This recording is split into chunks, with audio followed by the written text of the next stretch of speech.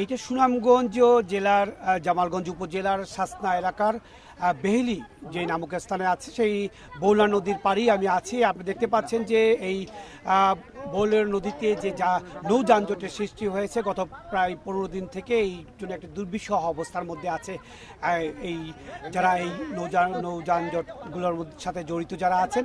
আপনি দেখতে পাচ্ছেন এখান থেকে 2 থেকে আড়াই কিলোমিটার এলাকা জুড়ে এই নৌ যানজটের সৃষ্টি হয়েছে এবং প্রত্যেকটি ট্রলারের মধ্যেই বালু পাথর সহ অন্যান্য পণ্য জমা রয়েছে। তারা জাদুকাটা এলাকার থেকে এই যেই কোয়ারিগুলো আছে পাথর এবং বালু কোয়ারিগুলো আছে সেই বালু এবং পাথর কোয়ারিগুলো থেকে সেই পণ্য নিয়ে এই বৌলা নদী হয়ে এখান থেকে 10 কিলোমিটার দূরে সুরমা নদী আছে, সুরমা নদী চলে যায়। সুরমা নদীতে বড় বড় জাহাজগুলো রয়েছে, যেই জাহাজে কোনো সময় এই পণ্যগুলো আনলোড করা হয় কিংবা এই এলাকা থেকে অন্যান্য জেলাগুলোতে এখান থেকে চলে যায়। কিন্তু যে জিনিসটা সৃষ্টি হয়েছে গত মাসের 16 তারিখ থেকে যখন এই বৌলা নদীর পানি কমতে শুরু করে তখনই এই নৌ যানজটের সৃষ্টি হয় এবং পানিগুলো কমতে কমতে একেবারে আপনারা দেখতে পাচ্ছেন পারে একটু দেখা যাচ্ছে যে অনেক কমে যাচ্ছে।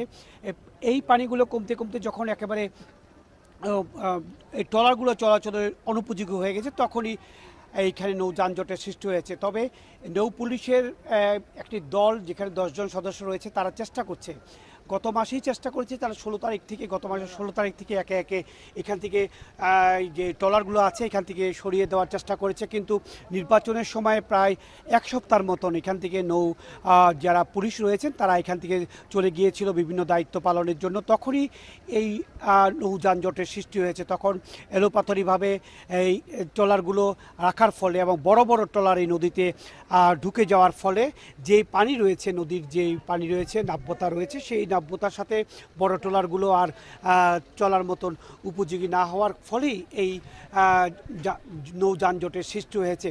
তবে যে এখানকার যারা আছেন শ্রমিক যারা আছেন এখানকার ট্রলারের মালিক যারা আছেন কিংবা সবচেয়ে বেশি ক্ষতিগ্রস্ত হচ্ছেন, এখানে আমরা কথা বলেছি অনেক ট্রলারের সাথে সংশ্লিষ্ট ব্যক্তিদের, তারা বলেছেন যে এখানে ট্রলারগুলো আছে মালিকের কাছ থেকে মাসুয়ারা ভিত্তিতে বা 1 মাস 2 মাস বা 3 মাসের চুক্তিতে তারা অগ্রিম টাকা দিয়ে এই ট্রলারগুলো তারা ভাড়া এনেছিল। সেই ক্ষেত্রে এই যে ভাড়াগুলো পরিশোধের ক্ষেত্রে তারা বিপর্যস্ত অবস্থায় পড়েছে। 15-20 দিন থেকে এই ট্রলারগুলো এই জায়গাতেই দাঁড়িয়ে আছে একই অবস্থায়। সেই ক্ষেত্রে তারা তো কোনো জায়গায় গিয়ে পণ্য রেখে তারা যে টাকা আয় করবে সেই অবস্থা নেই।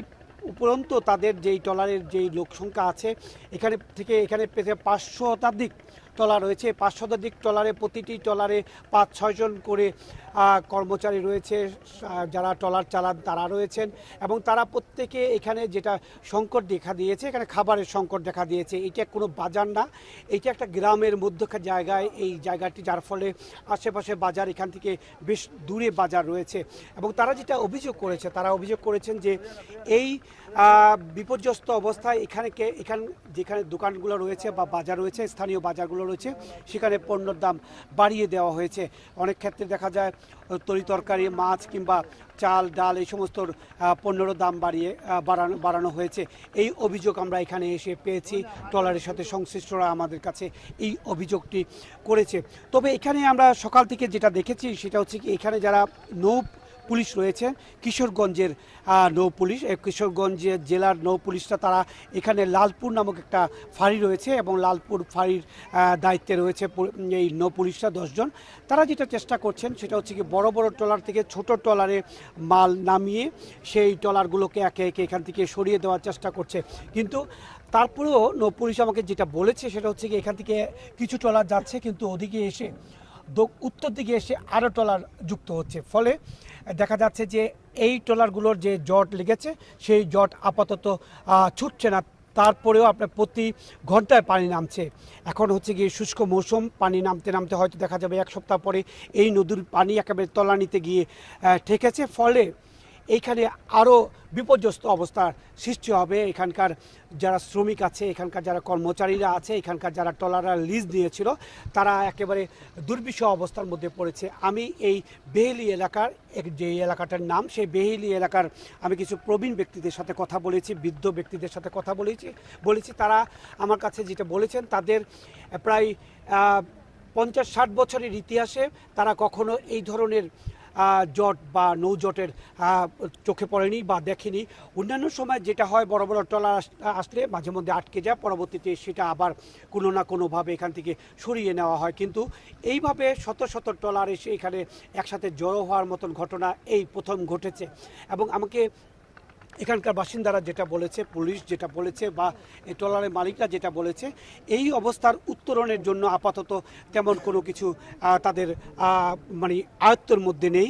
তবে তারা যেটা দাবি করেছে, এখান থেকে 10 কিলোমিটার দূরে সুরমা নদী রয়েছে, এখানে কাছাকাছি যদি ট্রলার ড্রেজিং করা হয় এবং ড্রেজিং করে আপাতত যদি মধ্য জায়গায় কিছু ড্রেজিং করে মাটি সরিয়ে দেওয়া যায়, তাহলে হয়তো ট্রলারগুলোকে টেনে টেনে এখান থেকে সরিয়ে দেওয়া যাবে, বা ছোট ছোট যেই ট্রলারগুলো আছে সেই ট্রলারগুলোকে এখান থেকে নিয়ে একটু এখানকার জট আরেকটু কমিয়ে দেওয়া যাবে। তার চেষ্টা নৌ যেই কর্তৃপক্ষ রয়েছে, পানি উন্নয়ন বোর্ড যারা রয়েছেন, এবং তাদের সাথে কথা বলেছি। আপাতত পানি উন্নয়ন বোর্ডও তেমন কোনো সমাধান এখান থেকে খুঁজে পাচ্ছে না, কারণ এখন যে অবস্থায় আছে, এই অবস্থায় ড্রেজিং দিয়ে এই ড্রেজিং করা বা এখান থেকে মাটি সরিয়ে নেওয়া, নদীর তল থেকে, বৌলা নদীর তল থেকে মাটি সরিয়ে নেওয়ার মতন আপাতত কোনো পরিকল্পনা পানি উন্নয়ন বোর্ডের নেই। সব কিছু মিলে বলা যায় যে আগামী যে দিনগুলো আসছে, আজকের পর থেকে যে দিনগুলো আসবে, বা গত 16 তারিখ থেকে এই পর্যন্ত যে দিনগুলো আসছে, সেই দিনগুলো খুব একটা ভালো যায়নি। এবং আগামী যে দিনগুলো আসে, সেই দিনগুলো এই বেহেলি এলাকা বলেন বা বৌলা নদীতে যারা পণ্য নিয়ে চলাচল এখান থেকে সরিয়ে দেওয়া হয়েছে। এবং তারা দাবি করছেন, নৌ পুলিশটা যারা দাবি করছেন, তারা বলছেন যে এখান থেকে তারা হয়তো আস্তে আস্তে যদি বড় ট্রলারগুলোকে যদি একটু পণ্য কমিয়ে নেওয়া যায়, তাহলে তাদের যে আপনারা দেখতে পাচ্ছেন অনেক বড় বড় ট্রলারগুলো আছে, একেবারে তলানি লেগে গেছে, সেই জায়গা থেকে যদি পণ্য এখান থেকে সরিয়ে দেওয়া যায়, তাহলে হয়তো এই বড় বড় ট্রলারগুলোকে এখান থেকে টেনে এই জায়গা থেকে সরিয়ে দিলে পিছনে যে ট্রলারগুলো আছে সেই ট্রলারগুলোকে আরেকটু এগিয়ে নিয়ে যাওয়া যাবে। এবং আমরা আরও যেটা জেনেছি যে এখন তো আমরা প্রায় 10 কিলোমিটার কাছাকাছি সুরমা নদী আছি। উজানে যেটাকে বলা হয় উত্তর দিকে, সেই উজানে পানি আরও কমে গিয়েছে, এবং উজানে নতুন নতুন ট্রলার এসে যোগ হচ্ছে। নতুন নতুন ট্রলার এসে যোগ হওয়ার পরে আরও যানজটের সৃষ্টি হচ্ছে, এবং এখন আরও জটের সৃষ্টি হচ্ছে। আমাদের সুনামগঞ্জ প্রতিনিধি হিমাদ্রি শেখর ভদ্র আমাদেরকে যেটা জানিয়েছে, সেটা হচ্ছে কি প্রতিদিন ওই জাদুকাটা থেকে পণ্যবাহী ট্রলারগুলো বা এখানে এসে যুক্ত হচ্ছে, এবং এই যুক্ত হওয়ার পরে আরও দেখা যাচ্ছে যে 2 থেকে 2.5 কিলোমিটার পরে 3 কিলোমিটার 4 কিলোমিটার এলাকা জুড়ে এই জটের সৃষ্টি হবে। এবং এই জট খোলার জন্য আপাতত যেই পরিকল্পনাগুলো নেওয়া হয়েছে, সেই পরিকল্পনাগুলো একেবারে ধীর গতির পরিকল্পনা, যেটা বলা হয় যে আপনারা যদি একটু দেখাতে পারি, আমি ছোট ছোট কিছু ট্রলার এখানে রয়েছে। বড় ট্রলার থেকে ছোট ট্রলারে বালু বা পাথর নামিয়ে বা অন্যান্য পণ্য এখান থেকে কিছু ধানের আমরা ট্রলার দেখেছি, ধানবাহী কিছু ট্রলার দেখেছি, সেই ট্রলারগুলোকে ছোট ছোট ট্রলারে নামিয়ে নিয়ে এখান থেকে সরিয়ে নেওয়া হচ্ছে। এইটাও কিন্তু খুবই ধীর গতির। তারপরে যে জিনিসটা দেখা দিচ্ছে যে এই বড় ট্রলার থেকে ছোট ট্রলারে নেওয়ার জন্য যে শ্রমিকের প্রয়োজন, এখানে সেই পর্যাপ্ত শ্রমিক নেই। এবং এই বড় ট্রলার থেকে ছোট ট্রলারে নেওয়ার জন্য শ্রমিকদের যে মজুরি, সেই মজুরি দিয়ে ট্রলারের মালিকরা তারা যে মাসোরা ভিত্তিতে, চুক্তি ভিত্তিতে বা লিজ নিয়েছিল, সেই ট্রলাররা একেবারে তাদের নাবিশ্বাসের অবস্থা রয়েছে, একেবারে তাদের খাবারের সংকট রয়েছে।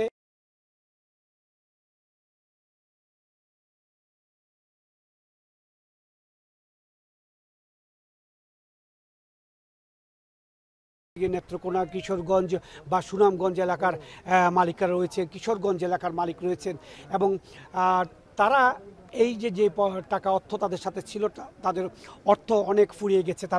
তারা এই আগামী দিনগুলোতে কী অবস্থা চলবে, আগামী দিনগুলোতে কেমনভাবে চলবে, সেই জন্য তারা প্রশাসনের সহযোগিতা কামনা করেছেন। তারা চাচ্ছেন যে এই অবস্থায় যারা ট্রলারের সাথে সংশ্লিষ্টরা আটকে গিয়েছে তারা চাচ্ছেন যে এখানকার যারা প্রশাসন রয়েছে, সুনামগঞ্জের প্রশাসন রয়েছেন, তাদের জন্য কোনো খাদ্য যদি সরবরাহ করা হয়, কোনো ত্রাণের যদি কোনো সরবরাহ করা হয়, তো তারা যে কয়দিন এখানে থাকবেন হয়তো তারা সেইভাবে এগুলো খেয়ে পরে এখানে বেঁচে থাকতে পারবেন। নতুবা তাদের অর্থ ফুরিয়ে গেছে। তারা এখানকার যে স্থানীয় বাজার আছে, এখানে যে 500-600 ট্রলার রয়েছে, প্রতিটি ট্রলারে 5-7 জন করে মানুষ রয়েছে। সেই হিসাব করলে এখানে প্রচুর জনসংখ্যা রয়েছে। এদের খাবারের ব্যবস্থা, এদের বিভিন্ন যে সংস্থা, বিভিন্ন যে তাদের বিভিন্ন কাজকাম থেকে তারা একেবারে যেটাকে বলা হয় কর্মহীন হয়ে পড়েছে। এই অবস্থা তারা প্রশাসনের সহযোগিতা চাচ্ছে এবং তারা আশা করছেন যে প্রশাসন, এই নতুন সরকার এবং নতুন সরকারের প্রশাসন তাদেরকে এই অবস্থায় তাদের কাছে এসে দাঁড়াবেন, তাদের পাশে এসে প্রশাসন দাঁড়াবেন এবং প্রশাসন এর পক্ষ থেকে তারা যদি একটু কিছু ত্রাণ সামগ্রী পান, এখানকে তারা যে কয়দিন থাকবেন সেখানে খাওয়া পড়ানোর জন্য কিছু চাল কিংবা ডাল কিংবা অন্যান্য কিছু যদি সামগ্রী তারা পান, তারা এখানকার এই বিপর্যস্ত অবস্থা থেকে আপাতত তারা একটু কয়টা দিন একটু ভালো থাকতে পারবেন। এবং এখানকার যে যারা আছেন ট্রলারের মালিক বা ট্রলারের সাথে সংশ্লিষ্ট বা ট্রলার লিজ দিয়েছে এমন বেশ কয়েকজন আমার কাছে তারা বেশ করুণ চিত্র তুলে ধরেছেন, তাদের সেই করুণ কাহিনী বলেছেন। তারা প্রায় গত মাসের 16-17 তারিখ থেকে আজকে হচ্ছে কি 10 তারিখ, প্রায় 25-26 দিন থেকে এখানে আছেন এমন মানুষ আমি পেয়েছি যারা 25-26 দিন ধরে ট্রলার আটকে, ট্রলারের কোনো কিছু না করতে পেরে তারা কি করবে না এবং ট্রলারগুলো রেখেও যেতে পারছে না। এই অবস্থার মধ্যে 25-26 দিন ধরে তারা এখানে অবস্থান করছে। এই অবস্থা থেকে উত্তরণ করার মতন আপাতত তেমন কোনো বড় পরিকল্পনা বা তেমন কোনো কর্মসূচি এই নদীর সাথে সংশ্লিষ্ট যারা রয়েছেন, নদীর সাথে যে কর্তৃপক্ষগুলো রয়েছেন, পানি উন্নয়ন বোর্ড বা যে নদীর শাসন করে তারা কেউ এখানে এগিয়ে আসছেন না। আমরা এই পর্যন্ত যতটুকু জেনেছি এখানকার যারা আছেন তাদের সাথে কথা বলে বা আমাদের সুনামগঞ্জ প্রতিনিধি হিমাদ্রি শেখর ভদ্র যে কথাটি আমাকে বলেছেন, এখানে শুধুমাত্র নৌ পুলিশ ছাড়া আর কোনো কর্তৃপক্ষ এখানে আসেননি বা এখানে এই দীর্ঘ নৌজটের কিভাবে উত্তোলন করা যায়, কিভাবে পরিকল্পনা করা যায়, সেই পরিকল্পনা নেওয়ার জন্য একমাত্র নৌ পুলিশ ছাড়া আর কোনো কর্তৃপক্ষ এখন পর্যন্ত এখানে আসেননি। এটা আমাকে এই এলাকার যারা আছেন, এই এলাকার বাসিন্দারা যারা আছেন, যারা এই ট্রলারগুলোর মালিক রয়েছেন, ট্রলারগুলোর কর্মচারীরা রয়েছেন, তারাও অভিযোগ করেছেন তারা কি করলে এই অবস্থা থেকে একটি উত্তরণ ঘটানো যায়, সেই অবস্থাও তারা এখন পর্যন্ত কারো কাছ থেকে কোনো সদুত্তর পাননি। নৌ পুলিশ 10 জন নৌ পুলিশ চেষ্টা চালাচ্ছেন, তারা মাইকিং করে চেষ্টা চালাচ্ছেন, কিন্তু এখানে ছোট ট্রলার যেটার কথা বলা হচ্ছে বারবার, ছোট ট্রলার দিয়ে এখান থেকে পণ্য সরিয়ে নেওয়া হবে, সেই ছোট ট্রলারের সংখ্যাও একেবারে কম। যে ট্রলারগুলো এখান থেকে চলে যাচ্ছে পণ্য নিয়ে বা কিছু মাল কমিয়ে নিয়ে, সেইগুলোকে আবার এখান থেকে এনে বা সুরমা নদীর দিকে তারাও এখানে আসার কোনো ঝুঁকি মনে করছে। এখানে এসে যদি তারাও আটকে যায় তখন সেগুলো একেবারে অন্য অবস্থায় পড়ে যাবে। সব কিছু মিলে বলা যায় এখানকার পরিস্থিতি খুব একটা ভালো নেই। এখানকার শত শত মানুষ যারা এই 5 শতাধিক ট্রলারের সাথে সংশ্লিষ্ট, শত শত মানুষ একেবারে বিপর্যস্ত অবস্থার মধ্যে রয়েছে। এই অবস্থা আর কতক্ষণ পর্যন্ত চলবে, কতদিন পর্যন্ত চলবে তা ঠিক বলা যাচ্ছে না। এখানকার কেউ এটার উত্তর দিতে পারছে না।